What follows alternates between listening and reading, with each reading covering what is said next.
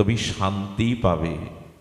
শুধু ইহকালে না, তুমি শান্তি ইহকাল পরকালে পাবে। সে শান্তি শাশ্বত শান্তি, খণ্ড শান্তি নয়, ক্ষণিকের শান্তি নয়। শান্তি পাওয়ার, পরম আনন্দ পাওয়ার, অখণ্ড চিত আনন্দ পাওয়ার একটি মাত্র উপায়। আপনারা এখন দেখছেন সনাতন মিডিয়া। শ্রী নিতাই চাঁদের মহা অনুকম্পায়, শ্রী শ্রী গান্ধার্বিকা গিরিধারী অহৈতুকী অপ্রাকৃত করুণায়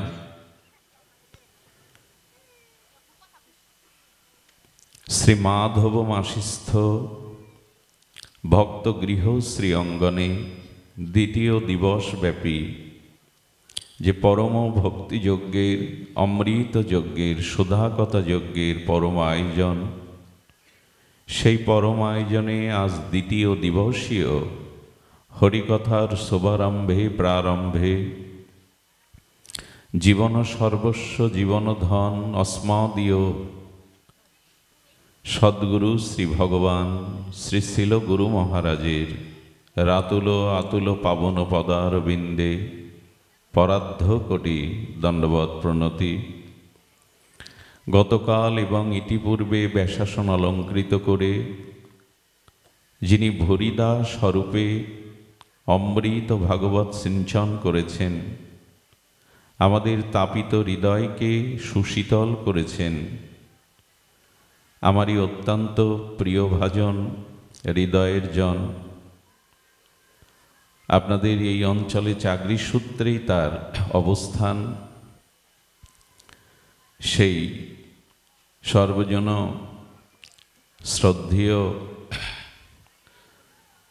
ওনার সুদীর্ঘ ভাগবত জীবন, মঙ্গলময় জীবন প্রার্থনা করে তুহিন খান্তি কৃষ্ণদাস তার পরম কল্যাণ, পরম মঙ্গল প্রার্থনা করে তাকে অভিনন্দন এবং সশ্রদ্ধ নমস্তে জানিয়ে সমাগত সাধুজন, ভক্তজন, মহতজন, জ্ঞানীজন, সুধীজন, সন্তজন, শ্রদ্ধাশীলা ধর্মশীলা দেবী মূর্তি কল্যাণীয় মাতৃগণ, দীর্ঘ এই শীতাক্ত রজনীতে দীর্ঘ অপেক্ষমান আপনাদের সকল ভক্ত চরণে বন্দনাপূর্বক বারবার ভো ভো দণ্ডবৎ প্রণতি। শ্রদ্ধালু মৎকথা শৃণ্বন সুভদ্রা লোক পাবনী, গায়ন্য অনুসরণ কর্ম জন্ম চাভিনয়ন মোহ মদাত্তে ধর্ম কামর্ত আচরণ মদশ্রয়, লভতে নিশ্চলাং ভক্তিময় উদ্ধব সনাতনে। দেখুন, ভাগবত বলছেন ভগবানের কথা লোক পাবনী সুভদ্রা, এই মহা লোকপাবনী সুভদ্রা হরিকথা শ্রদ্ধালু চিত্তে যারা শ্রবণ করেন, স্মরণ করেন, অনুসরণ করেন, আচরণ করেন, হে উদ্ধব, নিশ্চিত তারা আমার ভক্তি লাভ করবে। এই সনাতন শাশ্বত অভয় বাণী উদ্ধবকে, প্রিয় ভাগবতোত্তম উদ্ধবকে গোবিন্দ বলছেন, লোকপাবনী সুভদ্রা মত কথা শ্রবণ স্মরণ আচরণ যারা করবে তারা শুদ্ধা প্রেমভক্তি লাভ করবে। এটি শাশ্বত সনাতন ভগবানেরই অভয় বাণী। শ্রদ্ধালু কথা আমাদের শ্রদ্ধা দিয়েই শুনতে হবে। দেখুন, আমাদের নিমি যোগীন্দ্র সংবাদ ভাগবতের একটি বিশেষ পর্ব আছে। সবখানে দেখবেন সংবাদ শব্দটা এসেছে। শ্রীকৃষ্ণ অর্জুন সংবাদে গীতা, সৌনক সুত সংবাদে ভাগবত, ব্যাস নারদ সংবাদ, সবখানেই দেখবেন এই সংবাদ শব্দটা এসেছে। শ্রীকৃষ্ণ অর্জুন সংবাদে, শ্রীমদ্ ভাগবত গীতা। এই সংবাদ শব্দের অর্থ কি? তো শাস্ত্রে বলছেন জল্প, বিতণ্ডা এবং বাদ, এই তিনটি শব্দ আমাদের একটু ধ্যান দিয়ে শুনতে হবে। জল্প কাকে বলে? কথা আমি বলতেই আছি,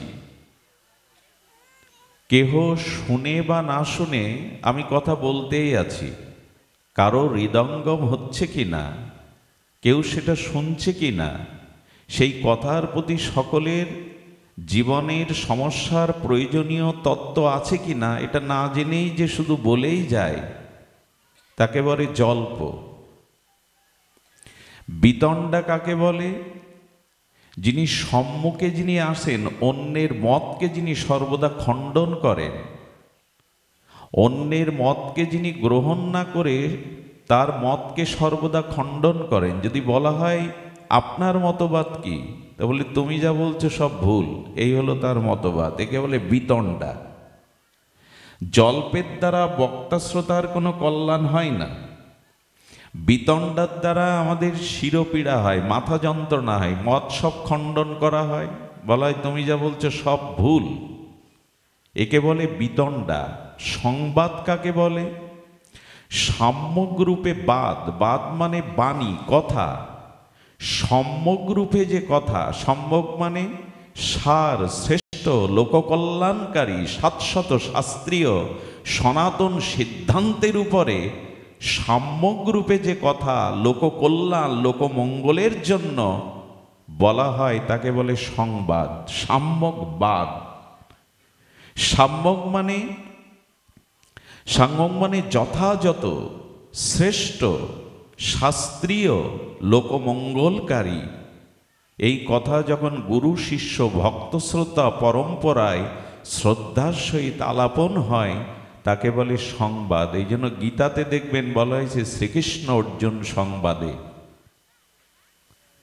এই জন্য শ্রোতার যেমন হরিকথার প্রতি প্রবল উৎকণ্ঠা, পিপাসা, শ্রদ্ধা, বিশ্বাস থাকতে হবে, তেমনি বক্তারও ভেতরেও ভাগবত কথার অনুভূতি, ভজন অনুভূতি এবং শুদ্ধ আচরণশীল হয়ে ভজন অনুভূতি সম্পন্ন হয়ে আর লোককল্যাণের উদ্দেশ্যে, শ্রোতার মনোরঞ্জনের উদ্দেশ্য নয়, ভগবানের পিতার্থে যিনি প্রেম ও ভাবপূর্বক হরিকথা অনুভূতির দ্বারা প্রেরণ করেন, ইনি হলেন বক্তা।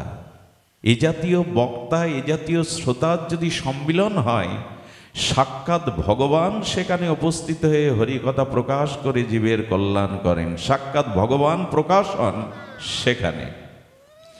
এই জন্য আমরা আজকে ভক্ত ভগবানের যে মর্মস্পর্শী মহৎ শ্রী গুরু এবং শিষ্য পরম্পরায় যে সংবাদ বাদ এসেছে, সম্যক বাদ, সেই প্রসঙ্গেই কিঞ্চিত আলোচনা করব।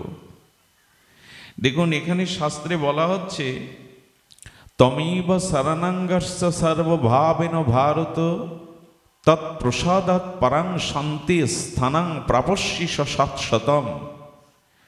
গীতাকারের এই দিব্য চিন্ময় অলৌকিক লোকত্রীয় মহাবাণী হল আমার শরণ নাও, তম এব শরণাঙ্গশ্চ, আমার শরণ নাও। তমেব শরণাঙ্গশ্চ সর্বভাবেন ভারত। দেখুন, আমাদের জন্মান্তরীণ ভাব সকলের শুদ্ধ সংস্কার সম্পন্ন নয়। পূর্ব জন্ম, পরিবেশ, শিক্ষা সব মিলিয়ে আমাদের সবার সংস্কার শুভ নয়। মঙ্গলময় সংস্কার, শুভ সৎ সংস্কার আমরা সবাই পাইনি। কিন্তু সংস্কার যাই থাকুক, সর্বভাবে সর্বসংস্কারে আপনি ভগবানের শরণ নেওয়ার চেষ্টা করুন, প্রয়াস করুন। তমেব শরণাঙ্গশ্চ সর্বভাবেন। তুমি দুঃখের ভাবে আসো, সুখভাবে আছো, বেদনা আনন্দ, সুখ দুঃখ, অনুকূল প্রতিকূল যেভাবেই থাকুক, শুভ অশুভ, তুমি আমাকে স্মরণ করো। তমেই বা শরণাঙ্গশ্চ সর্বভাবেন ভারত, শরণ নিলে কি হবে? মৎ প্রসাদাৎ, আমার অনুগ্রহ কৃপারূপ প্রসাদে তুমি শান্তি পাবে। শুধু ইহকালে না, তুমি শান্তি ইহকাল পরকালে পাবে। সে শান্তি শাশ্বত শান্তি, খণ্ড শান্তি নয়, ক্ষণিকের শান্তি নয়। শান্তি পাওয়ার, পরম আনন্দ পাওয়ার, অখণ্ড চিত আনন্দ পাওয়ার একটি মাত্র উপায়। সেই উপায়টি হলো যে ভগবত ভজনে প্রতিকূল হতে হবে। ভগবত ভজনে যদি অনুকূল না হন, ভুল হচ্ছে, ভগবত ভজনে যদি অনুকূল না হয়ে প্রতিকূল হন, শান্তি আপনি কোনোদিনই পাবেন না। এই জন্য বারবার এসেছে, মানুষ শান্তি চায়, অখণ্ড অত্যান্তিক সুখ চায়। সেটি প্রাপ্তির একটাই উপায়, সেটি হলো ভগবানের কথা শ্রবণ স্মরণ মননপূর্বক সাধনপূর্বক ভগবানকে আশ্রয় করে তাকে স্মরণ করা। আমরা আজকের আলোচনায় এইটুকু আনবো, অখণ্ড শান্তি বা সুখ একমাত্র ভগবানের অনুকূল স্মরণ নিলেই, ভগবানের অনুকূল ভজন গ্রহণ করলেই কেবল আপনি শান্তি পাবেন। পৃথিবীতে দ্বিতীয় কোনো পন্থা নাই শান্তি পাওয়ার, ঐকান্তিক সুখ পাওয়ার। সেই কথাটি আজ আমরা আলোচনায় ব্যক্ত করব। দেখুন, এখানে বলা হচ্ছে সব কর মত খগনায়ক, তুলসীদাস গোস্বামী বলছেন, বিখ্যাত গোস্বামী পাদ সন্ত শিরোমণি গোস্বামী তুলসীদাস কি বলছেন রামচরিতমানসে? সব করমত খল নায়কে ইহা, করিও রামপদ পঙ্কজ নেহা, শ্রুতি পুরাণ সব গ্রন্থ কহাই, রঘুপতি ভগত বিনা সুখ নাহি। আহা, গোস্বামীপাদ বলছেন, হে গরুর, হে পঙ্খিরাজ, আপনি শ্রবণ করুন। সকলেরই এই মত, সমস্ত পুরাণ শাস্ত্র সন্ত সাধু মহাজনের একটাই মত, সমস্ত সম্প্রদায় সমস্ত আচার্য সমস্ত সাধু শাস্ত্রের একটি মত। সেই মতটি কি না, বলছেন ভগবানে ভক্তি বিনা, ভগবানে স্মরণ বিনা কেউ কখনো সুখ পেতে পারে না, আনন্দ পেতে পারে না। সুখ কোথায়, প্রকৃত শান্তি কোথায়, সেটি এখানে মীমাংসা দিয়েছেন। রঘুপতি ভগত বিনা সুখ নাহি, উনি ওনার মৈথিলি ভাষায় রচনা করেছেন, বলছেন বিনা রামভক্তি বিনা সুখ কোথায়। কলির ব্যাস অবতার ছিল বৃন্দাবন দাস ঠাকুরের সেই অমর লেখনী চৈতন্য ভাগবতের স্বর্ণাক্ষরে লেখা, কৃষ্ণ বিনা সুখ দিতে নাহি অন্যজন, ভগবান ছাড়া তোমাকে প্রকৃত সুখ কেউ দিতে পারে না, পারবেও না। থাকিলেও বিদ্যা কোটি উচ্চকুলে জনম, যদি তুমি পরম বিদ্বান হও, উচ্চকুলে জন্ম নাও, তুমি যদি কোটি কোটি অর্থ সম্পদের মালিক হও, তবু কৃষ্ণ বিনা ভগবান বিনা তোমাকে কেউ সুখ দিতে, এর উপরে কলম লেখার ক্ষমতা কোনো দার্শনিকের আজও হয়নি। সমস্ত ধর্ম মত সম্প্রদায় মহাজন আচার্য পুরাণ এই কথাই বলেছে, ভক্তি বিনা, ভগবানের স্মরণ বিনা কেউ কখনো ঐকান্তিক সুখ পেতে পারে না। একটা প্রমাণ আপনি সামনে হাজির করতে পারবেন না পৃথিবী জুড়ে। কারণ বৈদ্যুতিক আলো দিয়ে, পৃথিবীর সমস্ত অন্য সব আলো দিয়ে রাতের অন্ধকার দূর হবে না যতক্ষণ সূর্য উদয় না হবে। পৃথিবীর সমস্ত আলোকবর্তিকা দিয়ে রাতের গাঢ় অন্ধকার তিমির দূর করা যাবে না। সূর্য উদয় হলে তবে অন্ধকার দূর হবে। ভগবান, শ্রী ভগবানের চরণে শরণ বিনা, ভজন বিনা, রঘুপতি ভগতি বিনা সুখ নাহি। যদি বলেন ভক্তি ব্যতীত, ভগবানের চরণাশ্রয় ব্যতীত, ভজন ভক্তি ব্যতীত কেউ সুখী হয়েছে, তবে তার প্রমাণ দিচ্ছেন, খণ্ডন করছেন, সম্ভব নয়। খণ্ডন কি করেছেন? কমট পিট যাহাই বরুবারা, বন্দাসুত বরু কাহই কি মারা, ফুলহি নভবরু বহুবিধি ফুলা, জীবনা সুক হরি প্রতিকূলা। গোস্বামীপাদের ভাষাগুলি বড় মর্মস্পর্শী। উনি বললেন, কচ্ছপের পিঠে যদি কখনো চুল গজায়, কচ্ছপ কমট, কচ্ছপের পিঠে চুল হয়তো, উনি বলছেন কচ্ছপের পিঠেও যদি কখনো চুল গজায়, আর বন্ধা নারীর পুত্র যদি কাউকে মারে, বন্ধা নারীর পুত্র হয় কি, সন্তান হয় কি, বন্ধা নারীর সন্তান যদি কাউকে প্রহার করে, মারে, আকাশে যদি হরেক রকমের কুসুম বা ফুল ফোটে, সেটাও কোনোদিন সম্ভব, কিন্তু ভক্তি ভজন বিনা সুখ পাওয়া সম্ভব নয়। হরি বিমুখ যিনি, হরি ভজনে বিমুখ যিনি, ভগবত বিমুখ যিনি, তিনি সুখী হতে পারেন না। যদি কচ্ছপের পৃষ্ঠদেশে কখনো চুল গজায়, যদি বন্ধা রমণীর সন্তান কখনো কাউকে প্রহার করে, সেটাও সম্ভব। যদি আকাশে নীলিমায় বিচিত্র রঙের কুসুম ফুল ফোটে, এটাও যদি কখনো সম্ভব হয়, তবু সম্ভব নয় হরি বিমুখ বিনা কেউ সুখী হতে পারে। গোস্বামীপাদের ভাষ্য, এটা তার ভজন অনুভূতি, সুখ পাবে না।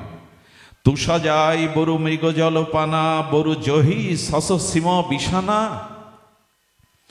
কোন হরিণী তৃষ্ণাত্ম মরুভূমির বুকে গিয়ে পড়েছে, ধু ধু বালুময় মরুভূমি, হরিণী তৃষ্ণা পেয়েছে, কিন্তু দেখবেন সূর্যের কিরণ লেগে আর ওই বালুকণার বাতাস লেগে জলের তরঙ্গের মতো দেখা যায় না বালুতে, যেখানে ধু ধু বালুচর, যেখানে মরুময়, ওখানে সূর্যের কিরণে বায়ু স্পর্শে দেখবেন মনে হয় জলের তরঙ্গ বইছে।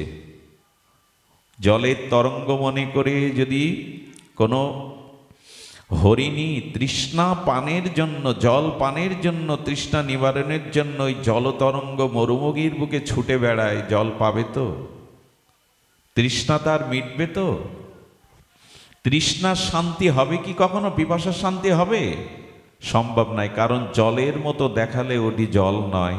তো ভগবত স্মরণ ব্যতীত, ভগবত ভজন ব্যতীত পৃথিবীর পার্থিব ভৌতিক কোনো বস্তুতে মানুষ সুখ পেতে পারে না। এই জন্য মানুষের পিপাসা মেটে না। তো এই অনন্ত বিশ্ব ব্রহ্মাণ্ডের মধ্যে জাগতিক ভৌতিক বাড়ি গাড়ি, সুন্দরী রমণী, যশ খ্যাতি প্রতিভা যাই পাক, দেখবেন সেই মানুষ সুখী হতে পারে না, ঐকান্তিক শান্তি পেতে পারে না, যতদিন সে ভক্তির আশ্রয়, ভগবানের চরণ আশ্রয় না করবে। সম্ভব নয়, এই সিদ্ধান্ত ভগবানই বলেছেন। এই জন্য কিন্তু হরিবিমুখ হয়ে জীব সুখ পেতে পারে না। জীবনহ লহ সুখ হরি প্রতিকূলা। শ্রী ভগবানে বিমুখ জনের সুখ কোথায় গো? সুখ নাই। এই জন্য অনেক সময় দেখবেন দেশের প্রধানমন্ত্রী, রাজাদিরাজ, চক্রবর্তী, সম্রাট, নিখিল জগতের ক্ষমতাবান লোকরা শ্রীধাম বৃন্দাবনে পর্বত শৃঙ্গে আর ওই গাছতলায় বসা ভিখারির কাছে আশীর্বাদ প্রার্থনা করে। একজন রাজা কেন সাধুর কাছে প্রার্থনা করছে? একজন রাজা কেন সাধুর চরণ ধুলি নিচ্ছে? একজন রাষ্ট্রের প্রধানমন্ত্রী, একজন সর্বাধিনায়ক, জাগতিক ভৌতিক পদ প্রতিষ্ঠা, সামর্থ্য, ক্ষমতা সব আছে, কিন্তু ভগবানের আশ্রয় ব্যতীত, তার কৃপা ব্যতীত সুখ হতে পারে না। খুব মার্মিকভাবে শুনুন। এই জন্য বলছেন যে অন্ধকারও যদি কখনো সূর্যকে নাশ করে, সম্ভব নয়। সূর্যকে অন্ধকার নাশ করতে পারে?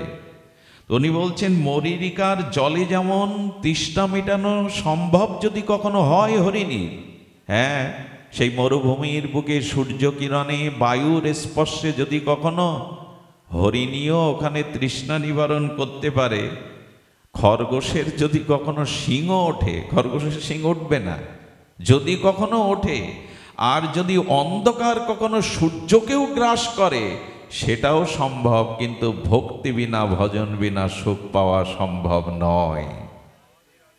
কতভাবে উনি বোঝাতে চেষ্টা করেছেন। খরগোশের শিং উঠবে কি? উঠবে না। অন্ধকার কখনো সূর্য গ্রাস করতে পারবে কি? পারবে না, সেটি সম্ভব নয়। মরুভূমির বুকে হরিণীর তৃষ্ণাও কখনো, বলছে যদি সম্ভব হয় তবু রাম বিমুখ, কৃষ্ণ বিমুখ, ভগবত বিমুখ জীব কখনো সুখ পেতে পারে না। কত বলে চলেছেন, কত বলাও বা যায়। হিমতে অনল প্রকট রহু হই, বিমুখ রাম সুখ পারো না কই। বরফের ভেতর যদি কখনো আগুন বেরোয়, গোস্বামীপাদ বলতে বলতে চলে গেছেন কোথায়, বলছেন যদি বরফের মধ্যেও কখনো আগুন বেরোয়, কিন্তু ভগবত বিমুখ কখনো সুখ পেতে পারে না। বাড়ি মতে ঘৃত হই বরু শিকত বরু তেল, বিনু হরি ভজন্য ভব তরিত রহ সিদ্ধান্ত অপেল। কি মর্মস্পর্শী বাণী গোস্বামীপাদে। আচ্ছা একটু লক্ষ্য করুন তো, জলকে মন্থন করে ঘি পাওয়া যাবে কোনো কালে মা? জল মন্থন করে ঘি পাওয়া যায়? সম্ভব নয়। আচ্ছা বালু মাড়াই করে তেল পাওয়া যাবে এক বিন্দু? সম্ভব কি? সম্ভব নয়। শাস্ত্র বলছে তেমন হরি ভজন বিনা সংসার রূপ সাগর পার হওয়াও কখনো সম্ভব নয়। শ্রীহরি স্মরণ ব্যতীত ওই ভব সংসার পার কারো পক্ষে সম্ভব নয়। বালু মাড়াই করে কি করবেন আপনি? তেল পাবেন?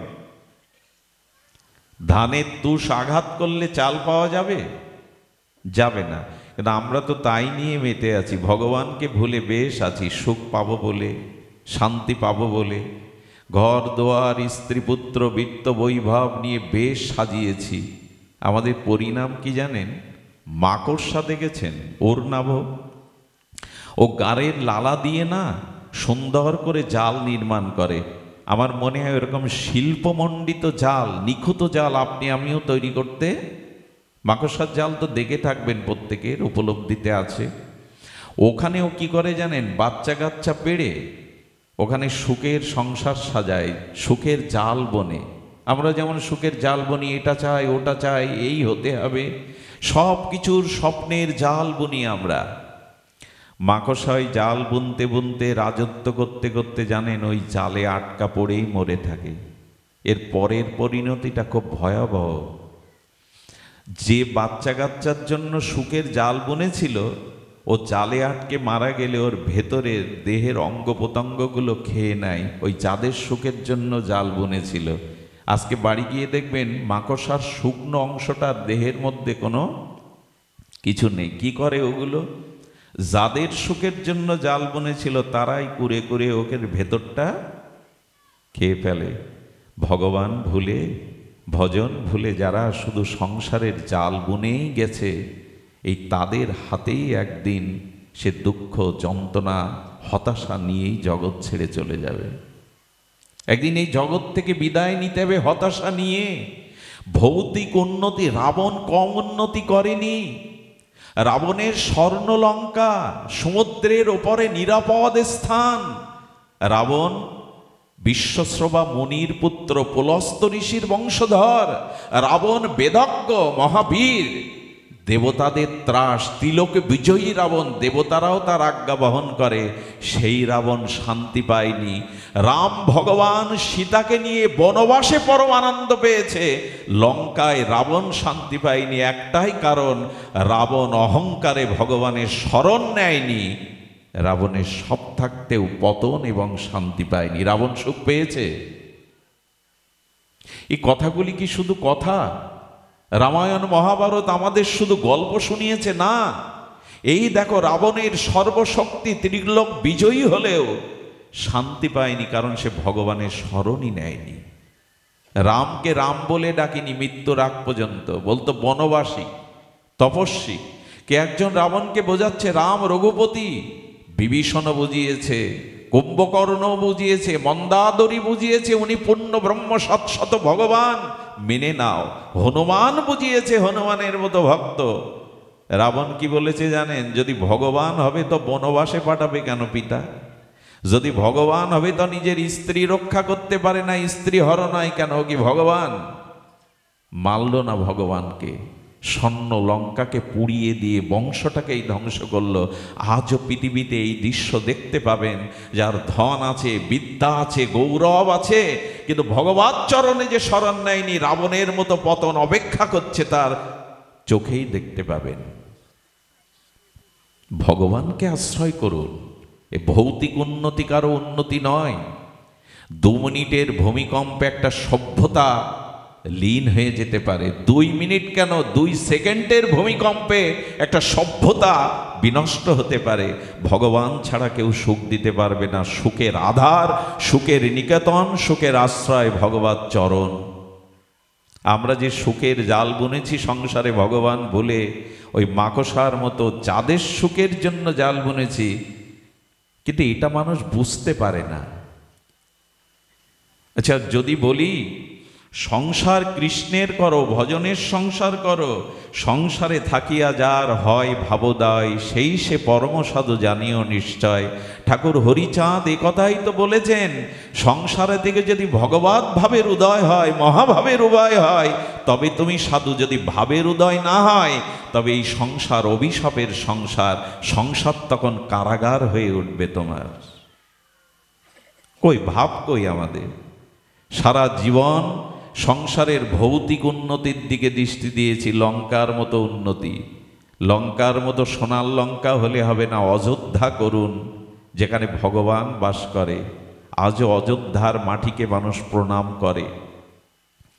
এই জন্য ভগবত চরণে আশ্রয় অর্জুন নেয় বলেই সে বিশ্ববিজয়ী হয়। কুরুক্ষেত্রের রণাঙ্গনে বিজয়ী হয়, ভগবানের প্রতি সমর্পণ করায়।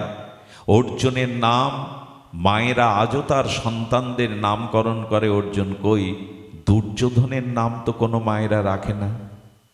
দুর্যোধনের নাম কেন রাখে না মায়েরা? দুর্যোধন ভগবত শরণ নেয়নি, অভিমানী, অহংকারী।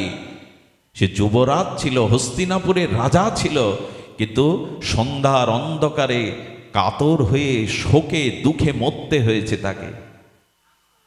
এই জন্য অহংকার ত্যাগ করো, ভগবানের শরণ নাও। এই জগৎটাও কুরুক্ষেত্র, এই সংসারটাও কুরুক্ষেত্র। এখানে যুদ্ধ, সৎ অসতের সাথে সর্বদা যুদ্ধ চলছে। এই যুদ্ধে জয়ী হওয়ার জন্য ভগবানের শরণ নাও।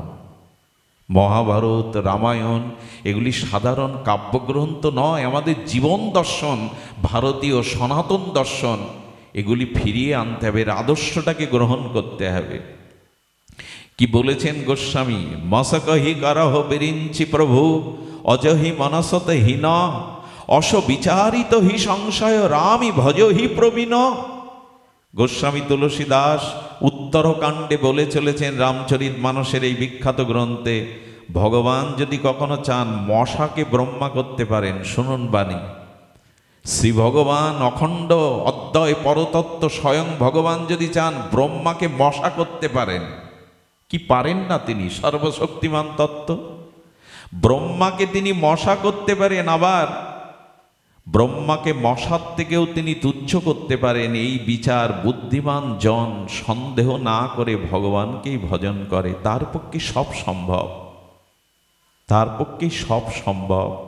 এই জন্য নিবেদন করব, জগতে অখণ্ড সুখের সন্ধানী আমরা সবাই সুখ চাই, আমরা সবাই অখণ্ড আনন্দ চাই। এই প্রাপ্তির একটাই উপায়, তমেব শরণাঙ্গশ্চ সর্বভাবেন ভারত, তৎপ্রসাদাৎ পরাং শান্তি স্থানাং প্রাপস্যি সশতম। আমার শরণ নাও, আমার চরণ আশ্রয় করো, এর মধ্যে দিয়েই তুমি শান্তি পাবে। শুধু ভক্তগণ, এই জন্য নিশ্চিত করে উনি বলছেন, মিথ্যা নয়, মানুষ হরিভজন করে অত্যন্ত দুঃখের সাগর হতে সে পার হতে পারবে। যদি দৃষ্টান্ত চান, আসুন আমরা দৃষ্টান্তে লীলাতে প্রবেশ করি। যদি দুঃখের সাগর, জন্ম মৃত্যুর সাগর কেউ পাড়ি দিতে চায়, তবে সে যেন হরিভজন করে, ভগবত চরণ আশ্রয় করে। নান্য পন্থা, দ্বিতীয় কোনো পথ খোলাই নেই। তা আসুন আমরা তার দৃষ্টান্ত নেই। আপনারা জানেন, আমাদের জগতলক্ষ্মী জানকী মাতা অর্থাৎ সীতা মা, ইনি জগৎ মাতা, ভগবানের লাদিনী শক্তি। এই সীতা মা কোথায় বন্দী হয়েছিলেন রাবণের? কোন কাননে? অশোক কাননে। অশোক শব্দটা অর্থ কি দাঁড়ায়? অ মানে অভাববোধক, আর শোক মানে যেখানে কোনো শোক নাই। তো অশোক কাননে যেখানে শোক পৌঁছাতে পারে না, সেখানে মা সীতা চোখের জল ফেলছে কেন? আচ্ছা, তার আগে শুনুন, সীতা শব্দের অর্থ করেছেন গোস্বামী শান্তি। শান্তি সীতা, সীতাই জগৎ লক্ষিত, সীতাই শান্তি, সীতাই ভক্তি, সীতাই জগৎ জননী। তো সীতা যদি শান্তি হবে, সেই সীতা আজ কাঁদছে কেন? সূর্য থেকে কখনো অন্ধকার পাওয়া যাবে মা? সূর্য কখনো অন্ধকার দেয় কি? সূর্যে তো অন্ধকারই নাই, অন্ধকারের সাথে সূর্যের কোনো পরিচয় নাই। তো সীতা যদি শান্তি হবে, ভক্তি হবে, সাক্ষাৎ ভক্তির অধিষ্ঠাত্রী, সীতামা কাঁদছে কেন? কাঁদছে কেন জানেন? রামের সৌন্দর্য, রামের মাধুর্য থেকে সীতামার চোখ হরিণের দিকে চলে গিয়েছিল। কারণগুলো কত তাত্ত্বিক দেখুন, সাধারণ কথা এগুলি নয়। সীতামা হনুমানকে বলেছিল, হনুমান, আজ আমার প্রভুর চরণ ছেড়ে এই অশোক কাননে আমি চোখের জল ফেলছি কেন জানো? প্রভুর অনন্ত ঐশ্বর্য, মাধুর্য, সৌন্দর্যের দিকে দৃষ্টি না গিয়ে আমাকে সোনার হরিণের দিকে দৃষ্টি গিয়েছিল। কারণ তো এটাই। এগুলো শুধু গল্প নয়, এগুলো আমাদের জীবনের চরম দর্শন। ভগবান থেকে কারো দৃষ্টি যদি সংসারের সুন্দর, সোনার হরিণ কি হয়? সোনার হরিণ হয় গো? সোনার হরিণ হয় না। এই সংসারের কামনা বাসনাকে সোনার হরিণের সাথে তুলনা করেছেন বাল্মীকিজি। সোনার হরিণ ধরা যায় না গো, একে ধরতে চেয়েও না। সংসারে সোনার হরিণ পাওয়া যাবে না, সংসারে অখণ্ড সুখ পাবে না। একটা কথা ধ্যান রাখবেন, অনিত্যম অসুখন নাম দিয়েছেন গোবিন্দ এই সংসারকে। এই সংসারে যদি কখনো কেউ সুখ দেখেন, জানবেন ওই সুখের মধ্যে দুঃখ মেশানো আছে। এ সংসারের কোনো সুখ দুঃখ ছাড়া নয়। সংসারের যেটুকু সুখ আপনি সুখ মনে মনে করছেন, ওইটুকু সুখের মধ্যেই দুঃখ মেশানো। যৌবনে যে সুখটা মানুষ পায়, বার্ধক্য জরাব্যাধিতে তার কোটি গুণ তাকে ওই যৌবনের সুখটা দুঃখ দিয়ে বরণ করে নিতে হয়। যৌবন কি থাকে? যৌবনের যে সুখ সম্বরে আমরা সুখ সাজিয়েছি না, বার্ধক্যের জরাব্যাধিতে তার থেকে বেশি দুঃখ পেতে হবে। জগতের সুখ অখণ্ড সুখ নয়, দুঃখ মিশ্রিত। এই জগৎটা দ্বন্দ্বময়, দুটো ভাব দিয়ে তৈরি। এই জন্য এখানে অখণ্ড সুখ বলে কিছু নাই। এই জন্য সীতামা বলছেন, কারো দৃষ্টি যেন ভগবানের, আমি বনবাসেই সুখে ছিলাম প্রভুর চরণে, পরম আনন্দে ছিলাম ঋষিদের সঙ্গে, কিন্তু দুর্ভাগ্য আমার চোখ প্রভুর দিকে না গিয়ে সোনার হরিণের দিকে গেল। এখন আমার কাছে, আমি প্রশ্ন যদি করি, আমার দৃষ্টি কোন দিকে? ভগবানের দিকে না সোনার হরিণের দিকে? সোনার হরিণের দিকে। লক্ষণ গণ্ডি দিল কেন জানেন? মা প্রভুর এই গণ্ডির বাইরে যেও না, প্রভুর এই গণ্ডির বাইরে যেও না। সুখ ওইখানে, প্রভুর চরণেই সুখ। কিন্তু প্রভুকেও বিদায় করে দিলে সোনার হরিণের জন্য।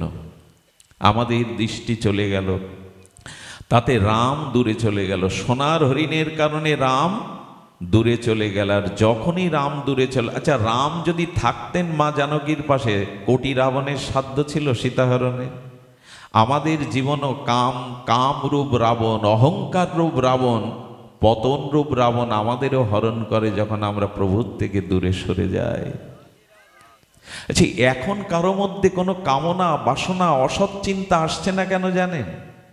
ভগবানের কথা মানেই তো ভগবান। যেখানে ভগবান, ওখানে মায়া আসতে পারে না, সংসার চিন্তা আসতে পারে না। একটু ধ্যান দিন কথার দিকে, কথাগুলি বড় মার্মিক কথা।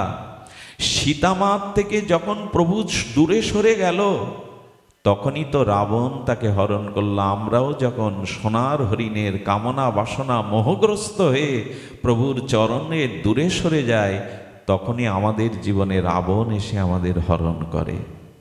হচ্ছেও তাই।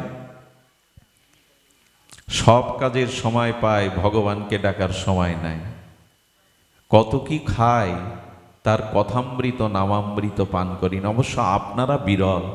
এই ঠান্ডা মাটিতে শীতাত্ম মাঘের রজনীতে সন্ধ্যা থেকে যে চাতকিক সম আপনাদের পিপাসা, এটা দেখে কার না হৃদয়ে আপনাদের প্রতি, আপনাদের চরণের প্রতি শ্রদ্ধা না আসবে?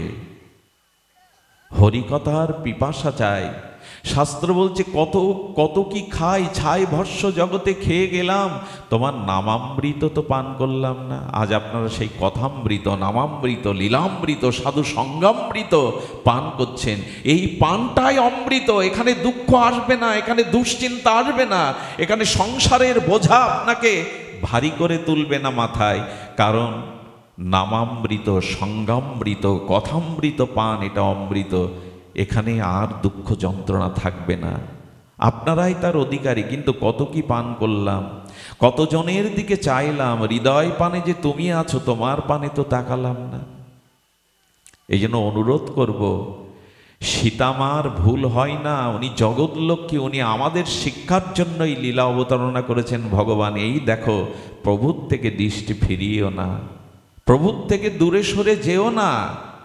তখনই তোমাকে কাঁদতে হবে, তখনই তোমাকে এই রাবণ, মোহরূপ রাবণ তোমাকে বন্দি করবে।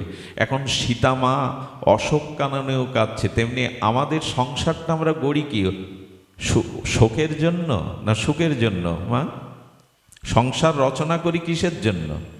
স্ত্রী, পুত্র, বৃত্ত, বৈভব, অট্টালিকা, গাড়ি বাড়ি করি কিসের জন্য? অশোকের জন্য, যাতে শোক পেতে সুখী হই। কিন্তু অশোক কাননেও সীতা মানে শান্তি, শান্তিও আজ কাঁদছে, জগৎলক্ষ্মীও আজ কাঁদছে। কেন? প্রভুর চরণ ছাড়া। এখন এই ক্রন্দন যাবে কি করে? এই দুঃখ কি করে ঘুচবে আমাদের? তবে শুনুন কি করে সীতামায়ের দুঃখ খুঁজল। হনুমান জগৎকে জানাচ্ছেন, তোমরা সকলেই সীতাকে অন্বেষণ করছো আমার মতো, অর্থাৎ শান্তিকেই খুঁজে বেড়াচ্ছ তোমরা। এর মধ্যে এমন একজনও নাই যিনি এই কথার সাথে দ্বিমত পোষণ করবেন যে আমি শান্তি খুঁজে বেড়াচ্ছি না। সকলেই শান্তির অন্বেষণ করছেন, সকলেই তো শান্তি চায়। অর্থাৎ সীতা অন্বেষণ শুধু হনুমান বানরদের না, সীতা অন্বেষণ এই জগতে প্রত্যেকটি জীবের। সকলেই শান্তি চায়, ভক্তি চায়। তবে কে পারে? রামচরণে, ভগবত চরণে যার ভক্তি হয়েছে, সর্বদা যে নামময় হয়ে প্রভুর চরণাশ্রয় করে থাকে, সেই কেবল এই মায়ার সাগর পাড়ি দিয়ে ভক্তির কাছে পৌঁছাতে পারে। সবাই পারে না। শান্তির ঠিকানা কারা পায় গো? ভক্তির কাছে কারা পৌঁছায়? যাদের চিত্ত মন সর্বদা ভগবান নামে, ভগবত ভাবে আবেশ হয়ে আছে। স্বয়ং হনুমানের হৃদয়ে সর্বদা, দেখুন, ভগবান ছাড়া হলে কিন্তু শান্তি পাওয়া যাবে না। যশোদা মা কোথায় যাচ্ছেন? বর্ষনাতে। কোথায়? এই নামটা আপনাদের বলাচ্ছি কেন? বর্ষনা রাধারানীর আবির্ভাবস্থলী। বর্ষনা নাম নিলেই ব্রজধামের কৃপা হয়ে যায়। তো বর্ষনাতে মা যশোদা যাচ্ছেন কেন জানেন? রাধারানী আবির্ভাবের পরে উনি চোখ মুদ্রিত করেছিলেন, অন্ধ সেজেছিলেন। কেন জানেন? এ জগতে তোমার জন্যই যাওয়া। জগতে গিয়ে যদি কাউকে দেখতে হয়, এই নয়ন মেলে আগে তোমাকে দেখব, আর কাউকে দেখব না, অন্য কিছু দেখব না। রাধারানী অন্ধ হয়ে, কীর্তিদা মা বিষভানু রাজা বলছেন, পুতুলের মতো, সোনার পুতুলি যেন এসেছে আমাদের ঘরে, কিন্তু অন্ধ। সোনার পুতুলি এসেছে কিন্তু অন্ধ। বসমা অন্ধ হলো মেয়েটা। কিছু বলবে? হ্যাঁ, পরে বসো, দাও আমি নিচ্ছি, দাও, বসো ওখানে। তো বলছেন, সোনার পুতুলি এসেছে রাধারানী, কিন্তু অন্ধ হলো, দুঃখ ঘোচে না। মনে মনে কীর্তিদা সুন্দরী স্মরণ করলেন, যশোদার আশীর্বাদ একবার নেই। যশোদাকে আমন্ত্রণ জানিয়েছেন, আমার কন্যাটাকে আশীর্বাদ করে দাও যশোদে। তোমার ঘরে গোপাল এসেছে, তুমি সৌভাগ্যশালিনী যশোদে, আমার রাধারানীকে একটু আশীর্বাদ করে যাও। সোনার পুতুলি কিন্তু অন্ধ, দেখে না। যশোদা আসবে বলে গোপালকে ঘুম পাড়াচ্ছে। লীলাটি বড় অপূর্ব, মন দিয়ে শোনো। ঘুম পাড়াচ্ছে, কিন্তু গোপালকে আর ঘুম পাড়ায় এই দিনটার জন্যই তো অপেক্ষা করছে। রাধারানী তার জন্যই অন্ধ সেজে আছে, কখন তুমি আসবে, নয়ন অভিরাম তোমাকে দু নয়ন ভরে দেখে আমি নয়ন খুলব। আমার মনে হয় কি, রাধারানীর এই বার্তাটা আসুন না আমরা নিই। কাল সকালে প্রথম চোখ মেলে আপনার ঘরে আপনার ইষ্টদেব, যে যাকে যে ইষ্ট ভালোবাসে তার ছবিটা আগে দেখবেন। স্ত্রী পুত্র নিজের চেহারা আয়নাতে না দেখে আগে ভগবানের মুখটা দেখে এই দিন শুরু করবেন। তো এটাও একটা সাধনা। কেন জানেন? কেন জানেন? প্রভাতে যদি মৃত্যু সময় ঘনিয়ে আসে, ওই স্মৃতিটা আপনাকে ভগবানের দৃষ্টিতে মধ্যে এনে দেবে। রাত্রি ঘুমাবার সময় শ্রী গোবিন্দের ভগবানের চরণ চিন্তাটা করে ঘুমাবেন। ওই ঘুম যদি অন্তিম ঘুম হয়, শেষ ঘুম হয়, ওই চরণ চিন্তার কারণে আপনি গোবিন্দ চরণ পেয়েও যেতে পারেন ভগবানের চরণে। এটুকু তো পারি, এটুকু আমরা পারি, কিন্তু না, আমাদের চেষ্টা কই স্মরণের।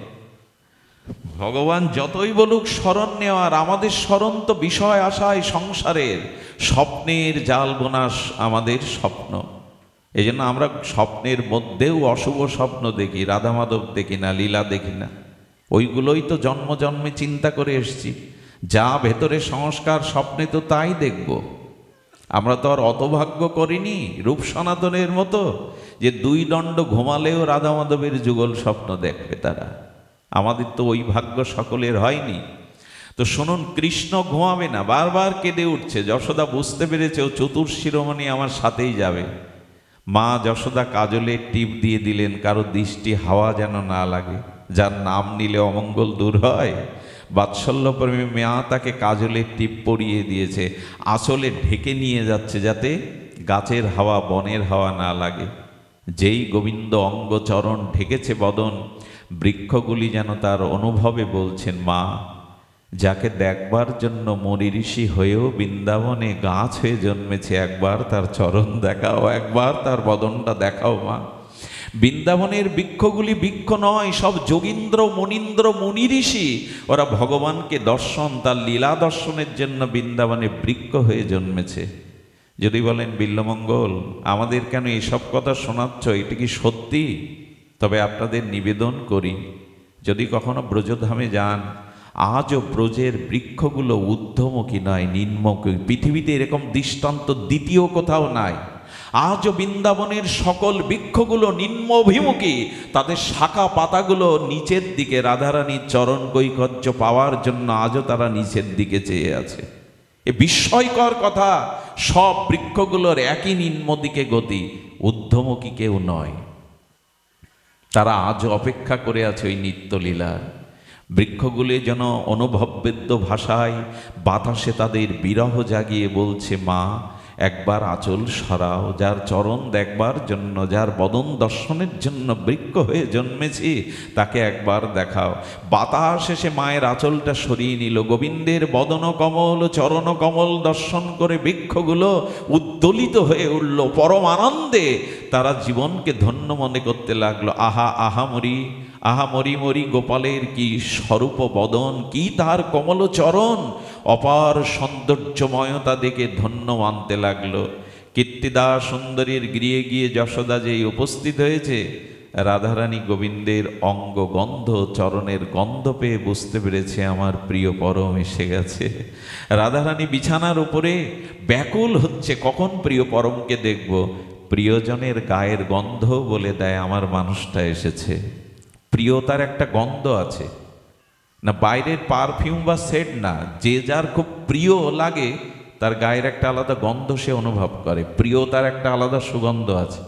এগুলো খুব মানসিক, মানে দার্শনিক বিচারের কথা, এটা মানসিক বিচারে পাওয়া যাবে। জাদুক বিচারে প্রিয়তার একটা, ভালোবাসার একটা, প্রিয়তার একটা গন্ধ আছে।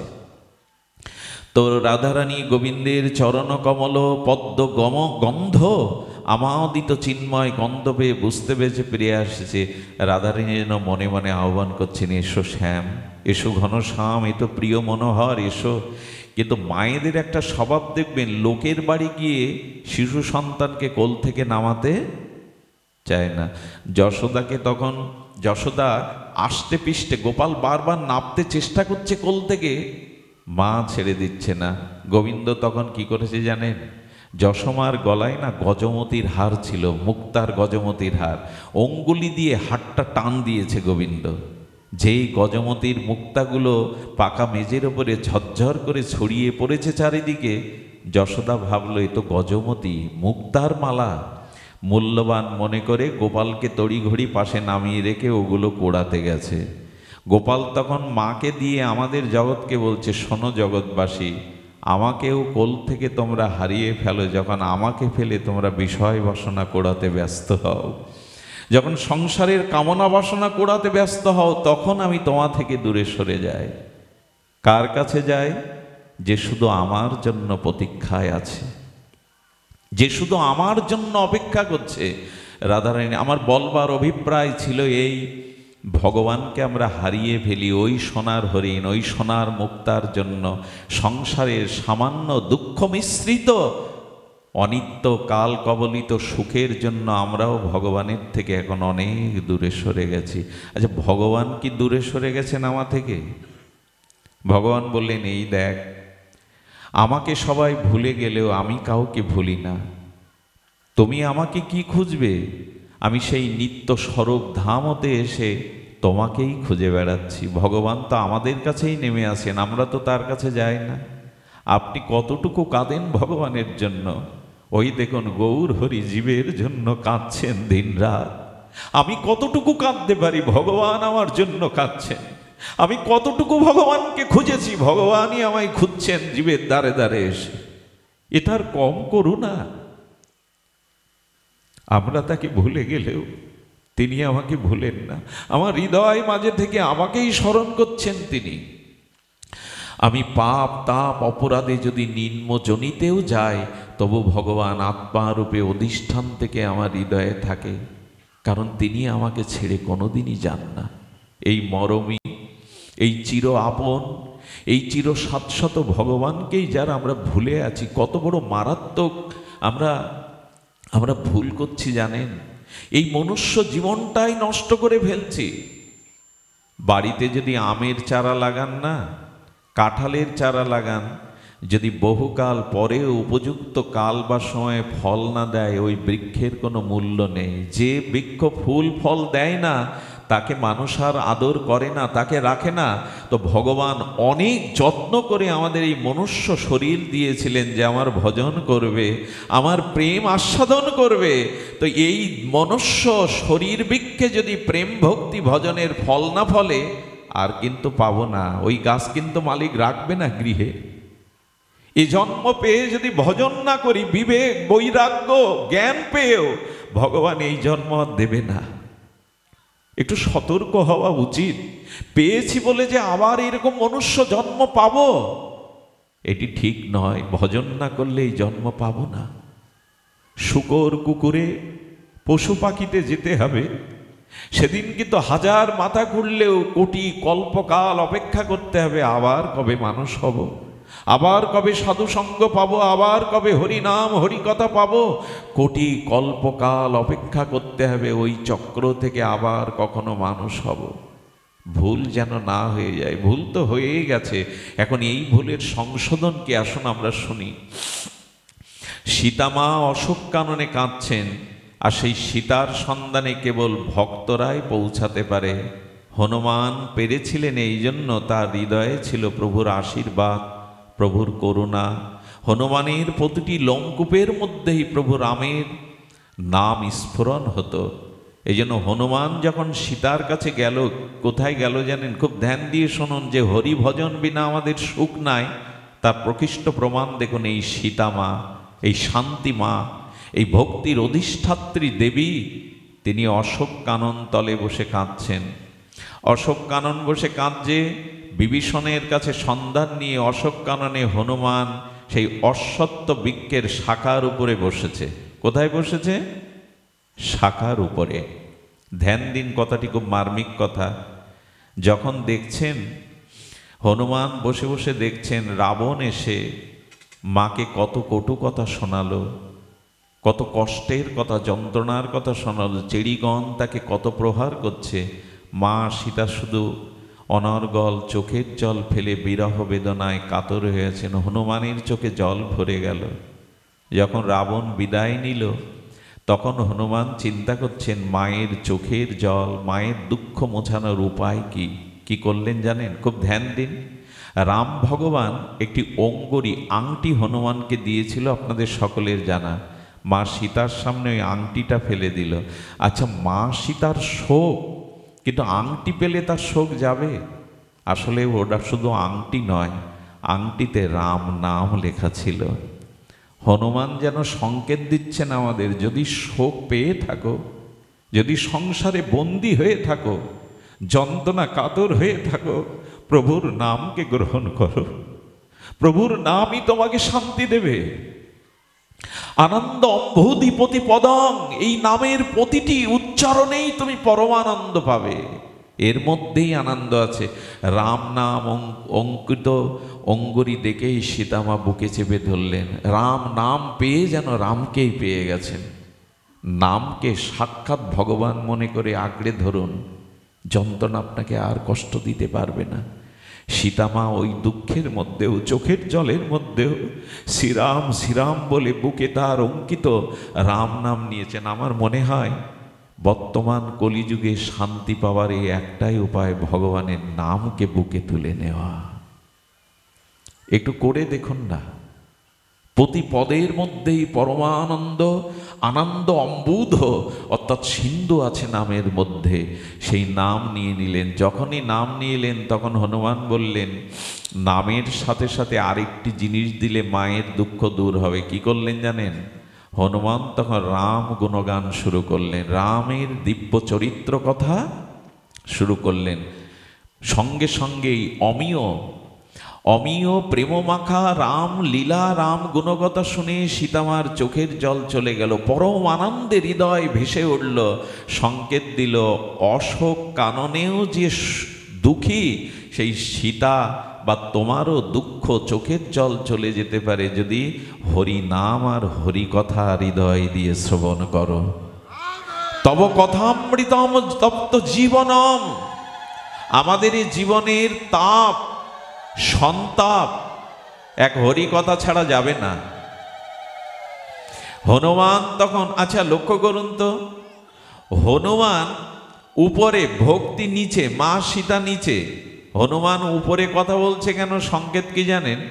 ব্যাসপীঠটা একটু সকলের উপরে হয়, যেমন এই ব্যাসপীঠটা একটু সকলের থেকে উঁচুতে। যিনি হরি কথা বলবেন তাকে শুধু আসনে উঁচু নয়, জ্ঞানে, ভজনে, প্রজ্ঞায় তাকে একটু উপরে হতে হবে। সকলের হরিকথা হৃদয় স্পর্শ করে না, সকলের হরিকথাতে চেতনা আসে না। এই জন্য ব্যাসপীঠ মানে কি? যার ভিতরে সংযম আছে, সচ্চরিত্র আছে, ভগবানের ভজন আছে, যার ভিতরে জাগতিক পদ প্রতিষ্ঠার লোভ নাই, তিনি এই আসনের যোগ্য। হনুমান উঁচুতে আর শোনাচ্ছেন সীতাকে, সীতামা নিচে। হনুমান জগৎকে জানালেন হরিকথা যিনি বলবেন। আচ্ছা, এখানে একটা সংকেত আছে। সংকেতটা হলো হনুমান পাতার আড়ালে থেকে রাম কথা বলছেন। কেন জানেন? আহা, যিনি হরিকথা বলবেন তার নিয়ম কি জানেন? নিজেকে প্রচার না করা। হনুমান জগৎকে জানাচ্ছেন বক্তা আড়ালে থাকলো আর রাম কথা মা সীতার কর্ণে গেল। অর্থাৎ কথাকে সামনে রাখো, প্রভুকে সামনে রাখো, প্রভুর লীলাকে সামনে রাখো, নিজেকে প্রকাশ করতে যেও না। আমরা অনেকেই আছি, কিছু মনে করবেন না, আমি যদি এই আসনে বসে আমার কথা আধা ঘন্টা ধরে বলি তো ভগবানের কথা কোথায় বলবো আমি? আমরা কেহ কেউ আসনে বসে নিজের পরিচয় দিতে দিতে, নিজের কথা বলতে বলতে ভগবানের কথাকে ঢেকে দেই। সংকেত দিচ্ছেন হনুমান। হনুমান জ্ঞান সত্যম, সর্ব অগ্রগণ্য জ্ঞানীর মধ্যে বলেন হরিকথা যিনি বলবেন তিনি যেন নিজেকে প্রচার না করেন, তিনি যেন ভগবানকেই প্রচার করেন। কিছু মনে করবেন না, নামযজ্ঞে আমরাও দেখেছি যিনি সব থেকে দামি দল, খুব নামকরা দল, কমিটিরাও হিসাব করে এবং সেই দলও দাবি করে আমাকে 8টা 10টার আসর দিন সন্ধ্যায়। আচ্ছা, অন্য যারা দল এসছে নামে, তাদের নাম আর এই নামের মধ্যে পার্থক্য কি? ওই দলটা কেন ওই সময় দিতে হবে? তার মানে আমি যে ভালো গাইতে পারি, আমি যে শ্রেষ্ঠ দল, আমি যে অপরের থেকে শ্রেষ্ঠ গায়ক, এটা প্রমাণের জন্য ওই ভিড়ের মধ্যে 8টা 10টার আসর আমায় দিতে হবে। আর কমিটিও বুঝে নেয় আমরা যে ভালো দল এনেছি, শ্রোতারা জেনে যাক। আর গায়কও বুঝে নেয় এই সময় যদি কীর্তন করে মাতাতে পারি তাহলে আমার প্রচার বেশি হবে। খবরদার, নিজেকে প্রচারের বাসনা যদি থাকে এ পথে কিছু পাবেন না। এ কথা বিশ্বকবিও মনে হয় বলে গেছেন, নিজের যেন না করি প্রচার, নিজেরও আপন কাজে, তোমার ইচ্ছা পূর্ণ করো হে আমারও জীবন মাঝে। হরিকথা লোকের মনোরঞ্জনের জন্য নয়, শ্রোতাদের মনোরঞ্জনের জন্য নয়, লোকের কাছে বাহবা পাওয়ার জন্য নয়, ভগবানকে আনন্দ দেওয়ার জন্যই হরিকথা। প্রভু, তোমার লীলা কথাতে তুমি যদি সন্তুষ্ট হও তাহলে এই জগতের এখানে শ্রোতাদের চিত্তে তোমার আশীর্বাদে শান্তি আসবে। তাই নিজেদের প্রচার যেন আমরা কখনো না করি। সুধীবৃন্দ, রাম কথা শুনে পরমানন্দ স্বরূপিণী আর শান্তি সীতা পরম আনন্দে সমস্ত দুঃখকে ভুলে গেল, যেন প্রভুকে অনুভব করলেন। জগৎকে একথাই বার্তা দিচ্ছেন, তুমিও হরি নাম আর হরি কথা ভক্তমুখে শ্রবণ করো, নাম গ্রহণ করো। হরি কথাতে কাদের মন বসে জানেন? শুনে রাখুন, হরি কথা শ্রবণ করে কাদের জীবনে কল্যাণ হয় জানেন, প্রেম ভক্তি হয় জানেন? পূর্বে থেকে যারা হরিনামকে ভালোবেসেছে, হরিনাম নিত্য নিরন্তর যারা করে, হরি কথা তাদের দ্রুতই প্রেম এনে দেয়, চিত্ত শুদ্ধ করে দেয়। এই জন্য পাঠের আগে কীর্তনের ব্যবস্থা। পাঠের আগে বন্দনা কীর্তন করে না হরিনাম, হরিনামটা নিলে চিত্ত শুদ্ধ হবে, আর ওই শুদ্ধ চিত্তে হরি কথা গিয়ে হরি বসবেন তোমার হৃদয়ে। হরিনাম না করলে হরি কথাতে খুব বেশি রুচি আসে না। নামে রুচি আনুন, হরি কথাতে দেখবেন রুচি আসবে। কেমন জানেন? যার নাম নেওয়া হয় বারবার, তার প্রতি একটা মমতা আসে, ভালোবাসা আসে। বাবা, আগে যেভাবে সাউন্ডটা ছিল ওইভাবে দাও, কি কি কি মাইক বন্ধ করে দাও, কি বলছেন একটু ধ্যান দিন। যার নাম বারবার নেওয়া হয় তার প্রতি একটা মমত্ববোধ এসে যায়। কি বলছি একটু ধ্যান দিন। আচ্ছা, বিদেশ থেকে মা চিঠি লিখেছে, গ্রামের লেখাপড়া না জানা অবলা সরলা মা চিঠিটা পেয়ে কি করছে জানেন? চিঠিটা পেয়ে পাড়ার মাস্টারমশাইকে ডেকেছে, একটু পড়ে দাও না আমার খোকা কি লিখেছে। আচ্ছা, মাস্টারমশাই লিখছে, মা আমার প্রণাম নিও, মা সর্বদা তোমার কথা মনে পড়ে, কবে তোমার হাতে একটু সেবা নেব, কবে তোমার মুখ দেখব। যতবার পড়ছে মার চোখে জল ভরে যাচ্ছে, মা সজল নয়নে কাঁদছে। আচ্ছা, চিঠিটা যিনি পড়ছে তিনি কাঁদছেন তো? চিঠি যিনি পাঠ করছেন ভাষা তো একই, যিনি পাঠ করে শোনাচ্ছেন তিনি কাঁদছেন না, যিনি শুনছেন তিনি কাঁদছেন। কেন জানেন? মায়ের সাথে তো সন্তানের সম্বন্ধ, মাস্টার বাবুর সাথে তো সন্তানের সম্বন্ধ না। হরিনাম না করলে ভগবানের সাথে সম্বন্ধ রচনা, যে যাকে ভালোবাসে তার নাম ধরে ডাকতেও তো তার প্রিয় লাগে। এই জন্য ভগবানের নাম নেওয়া মানে তাকে ভালোবাসা। আর ভালোবাসার মানুষের কথা যদি কেউ সামনে বলে, সে কথা তো মায়ের মতোই লাগবে। আমাদের হরি কথা ভালো লাগে না অনেকের, কেন জানেন? আজও নাম নেওয়া হয়নি, আজও ভগবানকে ভালোবাসা হয়নি। তো যাকে ভালো না বাসি তার কথা ভালো লাগে গো। দেখবেন যাকে ভালোবাসি তার কথা কেউ যদি বলে বড় আনন্দ হয়, শুনতে উৎকর্ণ হয়। কিন্তু যাকে ভালোবাসি না তার কথা তো ভালো লাগার কথা নয়। শুধু ভক্তগণ, এই জন্য সীতামা রাম গুণগাথা শুনে রাম নাম পেয়ে পরমানন্দ পেয়েছেন। হঠাৎ সীতামা বলছেন, কে গো, কে গো আমায় প্রভুর কথা শোনালে, তুমি সামনে এসো। হনুমান তখন বলছেন, মা হরি কথা যে বলেছে, হরি কথা সুন্দর, কিন্তু যে বলছে সে বান্দর। নিজেকে প্রকাশ করছেন, আমি বাদর মা, আমি সুন্দর নাই। হরি কথা সুন্দর, কিন্তু যে বলছে সে বান্দর। সীতামা বললেন, যে হরি কথা বলে সে বাদর হতে পারে না, সে চির সুন্দর। কে তুমি আমার প্রভুর কথা শোনালে? আমার চোখের জল মুছিয়ে পরমানন্দ আমার হৃদয়ে শোক তাপ কে দূর করলে তুমি এসো। সীতাও যেন জগৎকে জানালো ভগবানের কথা শোনো, হরি কথা শোনো, তবেই দুঃখ দূর হবে। তব কথামৃতম তপ্ত জীবনম। রাধারানী ভ্রমরকে বলছে, ভ্রমর, তার প্রাণবধূর এই দোষ, আমাদের ফুলের মধুকে যেমন ভ্রমর মৌমাছি শতপদ উড়ে যায়, কৃষ্ণ আমাদের মন নিয়ে উড়ে গেছে। কৃষ্ণ নিষ্ঠুর। যখন ব্যাজস্তুতি করছে তখন ভ্রমর বলছে, আমার বন্ধু, আমার সখা কৃষ্ণ যদি এত দোষে দোষী হয়, আমি যখন থেকে এসছি তুমি তার কথা ছাড়া তো অন্য কথা বলছো না। আমার বন্ধু, আমার কৃষ্ণের যদি এত দোষ হয়, তবে দোষীর কথা এত বলছো কেন রাধারানী? তার কথা ছাড়া তো অন্য কথা বলছো না। রাধারানী কি বললো জানেন? রাধারানী বললেন, কৃষ্ণ হারিয়ে আমরা বেঁচে থাকতে পারি, কিন্তু তার কথা হারিয়ে বাঁচতে পারবো না। কৃষ্ণ চলে গেছে, তাতে প্রাণটা কেন আছে জানো? প্রাণটা আছে তার কথা আছে বলে। গোপীরা যখন শোকে বিরহে কাতর হতো, একত্রিত হয়ে তারা কৃষ্ণ গুণগাথা বলতো। ওই কৃষ্ণ কথাই ওদের বাঁচিয়ে রেখেছিল। আমার মনে হয় এই জীবনে, যার জীবনে হরিনাম হরি কথা নেই, সে জীবন্তেই মরা। সে জীবন্ত নয়, তার চেতনা নয়। এই সংসার দুঃখে সে অবশ হয়ে আছে। হরিনাম হরি কথাই মানুষকে জীবন্ত করে দেয়, জাগিয়ে রাখে। এটা খুব প্রয়োজন। সীতামা বললেন, হরিকথা যারা বলে তারা অসুন্দর হতে পারে না। কে তুমি? হনুমান লাফ দিয়ে মাকে এসে প্রণাম করছেন, মা। সীতামা বলছে, কে তুমি? বলে, আমি তোমার সন্তান রামের দূত। আচ্ছা, মা সীতাকে যদি মা বলে, রামকে কি বলা উচিত? পিতা বলা উচিত। দূত বলছে কেন? খুব ধ্যান দিন কথাটা। মাকে প্রণাম করছেন মা বলে, আর পরিচয় দিচ্ছেন, আমি রামদূত, তোমার সন্তান মা, আমি রামদূত।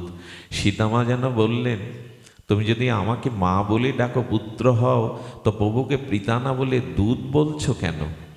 তখন বললেন, তুমি যদি সন্তানকে স্বীকার করো তখনই তো প্রভুকে বাবা বলতে পারবো। মা যদি স্বীকার না করে তো বাবাকে কি করে বাবা বলবো? ভক্তি যদি স্বীকার না করে ভগবান তাকে কখনো স্বীকার? কথাগুলো কত মার্মিক লাগে গো। ভক্তি যদি আপনাকে স্বীকার করে, প্রেম ভক্তি যদি স্বীকার করে, তখন ভগবান আপনাকে স্বীকার করবে, তার আগে নয়। হনুমান এত রামপ্রিয় হয়েছিল কেন জানেন? মায়ের জন্য, সীতা মায়ের জন্য। হনুমান যে 4 যুগে অমর, এই আশীর্বাদটা রাম দেয়নি, সীতা মায় দিয়েছিল। এই জন্য ভক্তিকে গ্রহণ করুন, তখন ভগবান আপনাকে পুত্রের মতো গ্রহণ করবে, আপন মনে করবে। না হলে ওই দাস হয়ে থাকতে হবে, দূত হয়ে থাকতে হবে। তখন বলছেন হনুমান, তোমার প্রভু আমায় ভুলে গেছে না? সীতামা চোখের জলে বেদনা জানাচ্ছেন, হনুমান, প্রভু আমায় ভুলে গেছে না? হনুমানও কাঁদছে, মাও কাঁদছে, বলছে, না গো মা, প্রভু এক বিন্দু তোমাকে ভুলেনি। বলল, প্রমাণ আছে আমার কাছে। হনুমানকে বলছে, প্রভু আমাকে ভোলেনি। হনুমান, তার প্রমাণ কি? হনুমান তো সাধারণ নন, বুদ্ধি সত্তাম। বলছেন, মা, ভগবান রাম প্রভু তোমায় ভুলে গেছে, তার প্রমাণ কি? আহা, কি কথা! বলে, তুমি, হনুমান বলছে, প্রভু আপনাকে এক মুহূর্তের জন্য ভোলেনি। সীতামা বলছে, প্রমাণ কি প্রভু আমাকে ভোলেনি? হনুমান বিপরীত জিজ্ঞাসা করছে, মা, তুমি বলছো প্রভু তোমায় ভুলে গেছে, তোমার কাছে প্রমাণ কি প্রভু তোমায় ভুলে গেছে? সীতামা তখন বলছো, জানো, একবার আমি সিঁদুর অঙ্কিত করে প্রভাতে তপবনে বসেছিলাম। দেবরাজ ইন্দ্রের পুত্র জয়ন্ত আমার রূপ দেখে কামর্ত হয়ে কাক সেজে আমার চরণ স্পর্শ করেছিল। সীতামাকে দেখে দেবরাজ ইন্দ্রের পুত্র জয়ন্তের ভিতরে ওই ভুবন মোহিনী রূপ দেখে কাম জেগেছিল। প্রভু পাশে আছে তো স্পর্শ করতে পারবে না, তাই কাক রূপে মা সীতার চরণটা একটু স্পর্শ সুখ পাবে বলে স্পর্শ করেছিল। সীতামা বুঝতে পেরেছিল প্রভু ও কাক নয়, কোনো কাম প্রভাবিত চিত্ত আমাকে স্পর্শ করেছে। সতী নারী অসূর্য স্পর্শও সহ্য করতে পারে না। অনেকেই বলা হয় অহল্যার সতীত্ব হরণ করেছিল দেবরাজ ইন্দ্র গৌতম ঋষির রূপ ধরে এসে। তাই যদি হবে অহল্যার দোষ কি? গৌতমের কাছে প্রশ্ন করেছিল অহল্যা, তোমার রূপেই তোমার সতীত্ব হরণ করেছে ইন্দ্র, আমার এখানে দোষ কোথায়? গৌতম হেসে বলেছিল, অহল্যা, সতী নারী অন্য পুরুষের স্পর্শ নিতে পারে না, বাতাসও নিতে পারে না। তোমাকে যখন স্পর্শ করেছিল আমার রূপ ধরে তুমি অনুভব করেছিলে, কিন্তু সেই সময় তার প্রলোভন, তার ভেতরে সেই কাম ও পিপাসার কাছে তুমি নিজেকে সঁপে দিয়েছিলে। এই জন্য তোমাকেও পাষাণ হতে হবে। স্পর্শ অনুভূতিতে প্রিয়জনের বোঝা যায়। কথাগুলো একটু ভেতরের কথা, তবু আমরা বলবো যে এই স্পর্শ যখন করলো, জয়ন্ত বলল, প্রভু কামুককে আমাকে স্পর্শ করেছে। সীতামার অঙ্গ যখন জ্বলে যাচ্ছে, প্রভু কি করেছিলেন জানেন? ওইখানে একটা কুঞ্চি মতো পড়েছিল, মন্ত্রবিদ্যা দিয়ে বান মারলে ওটা ব্রহ্মাস্ত্র হয়ে ছুটেছিল ওর পেছনে। ব্রহ্মাও রক্ষা করতে পারেনি, শিবও রক্ষা করতে পারেনি, পিতা ইন্দ্রিয়ও রক্ষা করতে পারেনি। দেখুন পর স্ত্রীর প্রতি এই দৃষ্টিভঙ্গিটা কিভাবে শেখাচ্ছে। শেষে ভগবান শিব বলল, আরে যার চরণে অপরাধ ওখানে গেলেই তো মিটে যায়, ঘুরে বেড়াচ্ছ কোথায়? ব্রহ্মার কাছে, শিবের কাছে, ইন্দ্রের কাছে, যার চরণে ওখানে পড়ো, মাই তোমাকে কৃপা করতে পারে। সীতামার কৃপা হয়েছিল, তবু একটা চোখ অন্ধ হয়ে যায়। সীতামা হনুমানকে বলছেন, প্রভু যে আমায় ভুলে গেছে তার প্রমাণ, যে কাক হয়ে আমার চরণে স্পর্শ করে তাকে প্রভু ব্রহ্মাস্ত্র দিয়ে সাজা দিল, আর সাক্ষাৎ রাবণ হরণ করে আমাকে বেঁধে রেখেছে। প্রভু তো আমার উদ্ধারের চেষ্টা করলো না। এটাই তো প্রমাণ করে প্রভু আমায় ভুলে গেছে। হনুমান তখন বলছেন, মা প্রভু কি বান ছেড়েছিল? বলো কুঞ্চি দিয়ে মন্ত্রপুত করে ওটাকে ব্রহ্মাস্ত্র করেছিল। তার মানে কুঞ্চির বেশে ওটা বানই গিয়েছিল। মা প্রভু যে তোমায় ভোলেনি তার প্রমাণ, কুঞ্চি যদি ব্রহ্মাস্ত্র হয়ে যায় প্রভুর মন্ত্র শক্তিতে, তবে মনে করো এই হনুমানও প্রভুর বান হয়ে তোমার চরণে এসেছে। প্রভু এই হনুমানই প্রভুর বান হয়ে তোমার চরণে এসেছে। মা হনুমানজিকে দেখে সীতা বলছেন, মা ভেবো না মা, অচিরেই প্রভু আসবেন, অচিরেই তোমাকে এখান থেকে মুক্ত করে প্রভু নিয়ে যাবেন। তখন বলছেন হনুমান কি রূপে গিয়েছিল জানেন? খুব ছোট রূপে যাওয়ার পরে বলছেন, মা চিন্তা করো না, আমরা অনেক বানর সেনা আছি। মার ওর মধ্যে একটু হাসি পেয়েছে। হনুমান আর যে বানররা তারা কি তোমার মতো? হনুমান খুব ছোট হয়ে গেছে তো। বললেন, মা আমি সিনিয়র, ওরা সব জুনিয়র। সীতামায়াটা হেসে বললেন, আর আমার উদ্ধার হয়েছে। প্রভুর সেনারা যদি তোমার থেকেও ছোট হয় তাহলে আর আমার উদ্ধার হয়েছে। সীতামার মনোভাব বুঝতে পেরে হনুমান বলছেন, মা যা ভাবছ তা নয়। হনুমান তখন বলছেন, মা তবে দেখো, পাহাড় পরিমাণ, আকাশ প্রমাণ হনুমান নিজের শরীরকে বিস্তার করল। মা তখন উদ্ধময়ের তাকিয়ে হনুমানের বীর্যবত্তা, বীরত্ব দেখে বললেন, হ্যাঁ এবার আমার বিশ্বাস হয় তোমরা পারবে রাবণের হাত থেকে আমায় উদ্ধার করতে। আচ্ছা হনুমান, এত ব্যাপক বিরাট হওয়ার পরেও তুমি ছোট রূপে এলে কেন? তার উত্তর কি দিল জানেন হনুমান? উত্তর দিল, মা সন্তান যত বড় হোক মায়ের কাছে সে তো শিশু, সে তো ছোটই মা। আর একটা সংকেত দিল, যদি কখনো ভক্তির দুয়ারে যাও, ভক্তির কাছে যাও, নিজেকে ছোট করে যেও, বড় করে কিছু পাবে না ওখানে। যদি ভক্তি দেবীর কৃপা পাও, মাথাটা ছোট করো, নিচু করো। খুব ছোট না হলে ভক্তির কৃপা পাওয়া যাবে না। আমাদের উচিত হবে এই প্রেম ভক্তি যদি লাভ করতে হয়, তবে এই প্রেম ভক্তি পাওয়ার জন্য আমাদের জীবনে প্রয়োজন হনুমানের মতো এভাবে ক্ষুদ্র হয়ে মার চরণে পড়া। আর আমি যে কথা দিয়ে শুরু করেছিলাম, দুঃখ শোক তাপ একমাত্র ভুলবার মন্ত্র হলো সাধু মুখে হরি কথা, ভক্ত মুখে হরি কথা, হরি নাম গ্রহণ।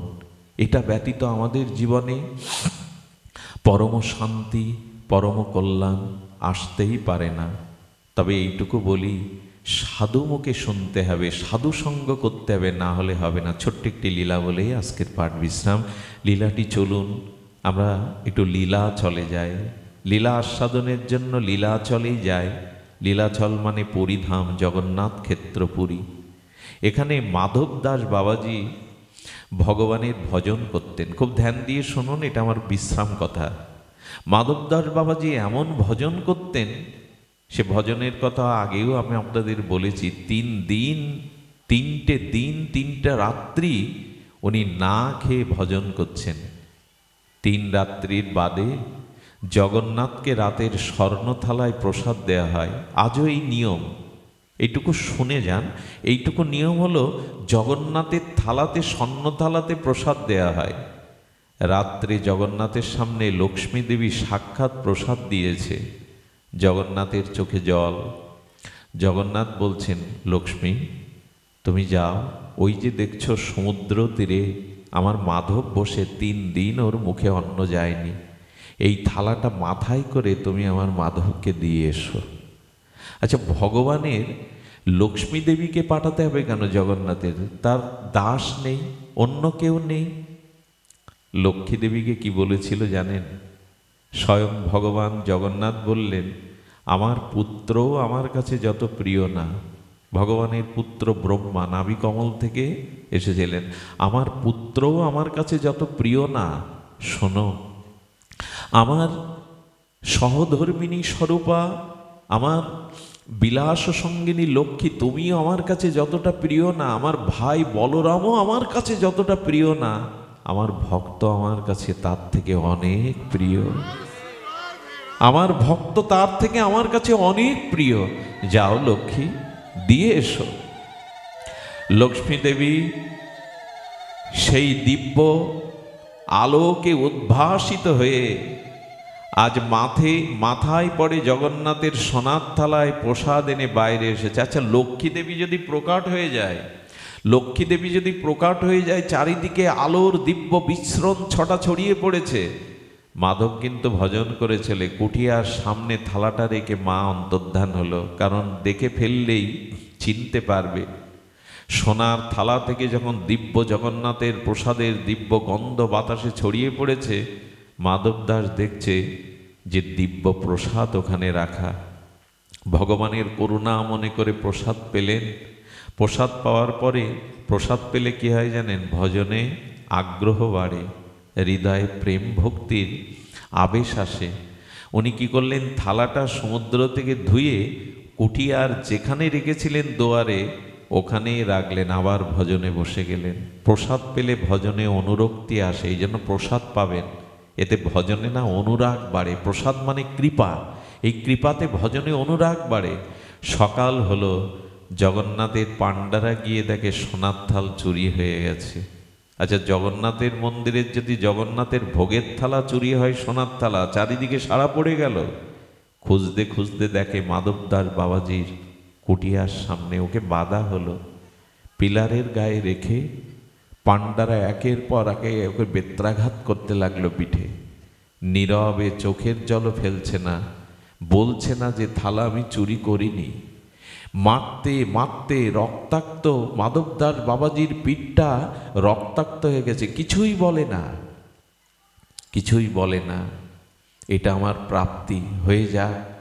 সঙ্গে সঙ্গে জগন্নাথের অভিষেক করবার জন্য, স্নানের জন্য পাণ্ডারা বলছেন, একে বেঁধে রাখো, পরে একে আবার সাজা দেয়া হবে। বেঁধে এসে জগন্নাথকে স্নান করিয়ে যেই পোশাক পরাতে গেছে, দেখছে জগন্নাথের পিঠে প্রতিটা বেত্রাঘাতের দাগ ফুলে উঠেছে।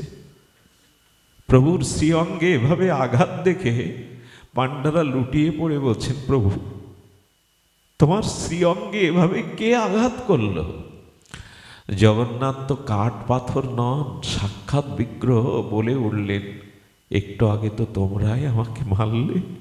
জানো, মাধব দাস আমার প্রিয় ভক্ত, ও চুরি করেনি। আমি লক্ষ্মীকে দেবীকে দিয়েই তাকে প্রসাদ পাঠিয়েছিলাম। ওকে যখন তোমরা মারছিলে, আমি পিঠটা পেতে দিয়েছিলাম, ওর প্রতিটি আঘাত আমি আমার বুকে নিয়েছিলাম। ব্যথা নিতে পারে ভগবান, অন্য কেউ না। হরিদাস ঠাকুরকে যেদিন 22 বাজারে বেত্রাঘাত করা হলো, বহুদিন পরে মহাপ্রভুর অঙ্গ দেখেছিলেন শিবা হরিদাস, বলে প্রভু তোমার তপ্ত কাঞ্চন অঙ্গে বেত্রাঘাতের কালো কালো চিহ্ন কেন? হরিদাস, যেদিন ওরা তোমায় 22 বাজারে মারছিল, আমি অঙ্গ পেতে দিয়েছিলাম, তোমার প্রতিটা আঘাত আমি নিয়েছিলাম। এই হলো ভগবান, ভক্তের আঘাতকে যিনি নিজে অঙ্গে ধারণ করেন। হঠাৎ করেই মাধব দাসের খ্যাতি ছড়িয়ে পড়ল চারিদিকে। যখন মাধব দাসকে জগন্নাথ নিজে স্বর্ণথালায় প্রসাদ দিয়েছেন লক্ষ্মীর দ্বারা, এই লাইন পড়ে গেল, ভিড় পড়ে গেল।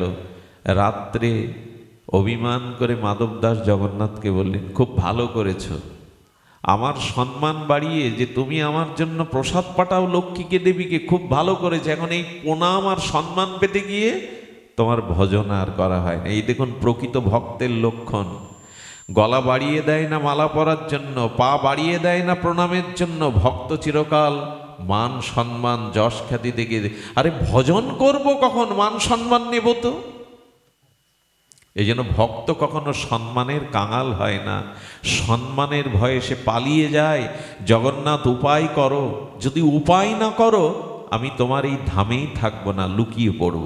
এই দেখুন জগন্নাথ কি করলেন, মাথায় একটা বুদ্ধি দিয়ে বলে দিলেন, মাধব এর থেকে যদি বাঁচতে চাও তো ভিখারি সাজো, দুয়ারে দুয়ারে ভিক্ষা করো, তোমার তো ছেঁড়া জামা গায়ে, কাঙাল হয়ে ভিক্ষা করো।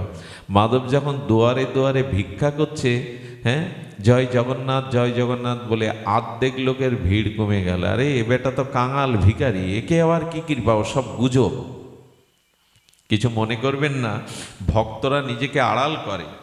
একবার তুলসীদাস গোস্বামীর যখন চারিদিকে এরকম সুনাম ছড়িয়ে পড়ল, তুলসীদাসকে আমার স্মরণ নেই, সেই সাধু নিজেকে ওই সম্মান প্রণাম ভিড় বাস্তার জন্য, ভজন রক্ষার জন্য এক পতিতার কাছে, বাইজির কাছে গিয়ে বলছে, মা আমি তোকে কটা টাকা দিচ্ছি, তুই আমাকে রক্ষা কর।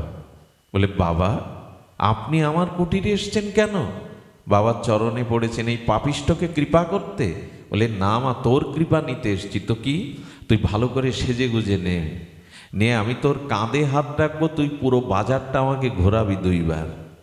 এই যেই পতিতার কাঁধে হাত রেখে সেজে গুজে বাজার ঘুরছে, যারা প্রণাম করত, যারা দাঁড়িয়ে থাকতো, তারাই থুতু ফেলতে লাগলে। আরে এই বেটা বাইজি আসক্ত, কি করে সাধু হয়? নিজেকে বাঁচাবার কৌশল দেখুন। বাজার থেকে যখন বাইজি চলে যায়, বললে, মারে বাঁচালি আমায় আজ। শুদ্ধ ভক্তের এরকম লক্ষণ, তারা মান যশ প্রতিষ্ঠা চায় না। না চাইলে কি হবে, এদের পিছনেই আরো সম্মান ছুটে বেড়ায়। ও না চাইলে কি হবে, ছুটে বেড়ায়। যে জিনিস চাওয়া হয় তা বেশি পাওয়া যায় না, যে না চায় সেই জগতে বেশি পায়। তো মাধব দাস বললেন, এইটাই ঠিক বলেছ। ছেঁড়া কাপড় পরে কাঙালের মতো ভিক্ষা করতে লাগলো। জয় জগন্নাথ বলে ভিক্ষা করে। কিন্তু কেউ কেউ তো আছে ভগবানের নাম সাধু সহ্য করতে পারে না। এক বুড়িমা, সে কি করেছে জানেন, ওই যে গোবর দিয়ে, তখন মাটির ঘর তো, গোবর দিয়ে মুসনা দিয়ে ঘরটা প্রলেপ দিচ্ছে। প্রথম দিন মাধব দাস যাওয়ার পরে বললেন, আমি সাধু সহ্য করতে পারি না, ভগবানের নাম এখানে করার দরকার নেই, কিছু পাবে না, চলে যাও। পরের দিন, তৃতীয় দিনও আসে। একজন বলছে, বাবা গালি দেয় তো যান কেন? বলে, গালিটাও তো দেয়, গালিটাও তো দেওয়া। অভিমান থাকলে কি সাধু হওয়া যায়? এই দেখুন কৃপা কারা করতে পারে।